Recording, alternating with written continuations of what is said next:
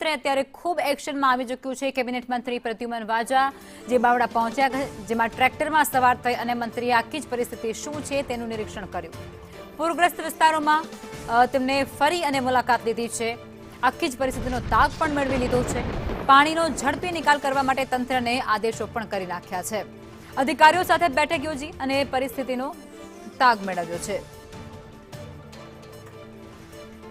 તો જ્યાં જુઓ ત્યાં પાણી જ પાણી જોવા મળી રહ્યું છે। બાવળાની સ્થિતિ અત્યારે ખૂબ ખરાબ થઈ ચૂકી છે અને ત્યાં કેડસમા પાણી તો ક્યાં ઘૂંટણસમા પાણી ભરાયા છે અને આ વચ્ચે મંત્રી પોતે મુલાકાતે પહોંચ્યા, સ્થળ વિઝિટ કરી છે। મંત્રીઓ સાથે જ બેઠક કર્યા બાદ અધિકારીઓ સાથે પણ બેઠક કરી છે અને ત્યારબાદ આદેશો આપ્યા છે પાણી નિકાલના।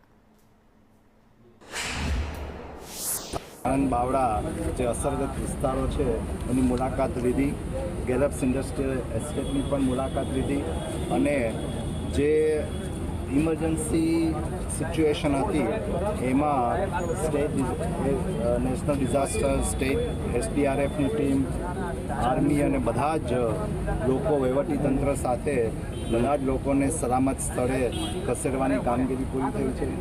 એ ઉપરાંત એમને શેલ્ટર અને ભોજનની પણ વ્યવસ્થા કરવામાં આવી છે।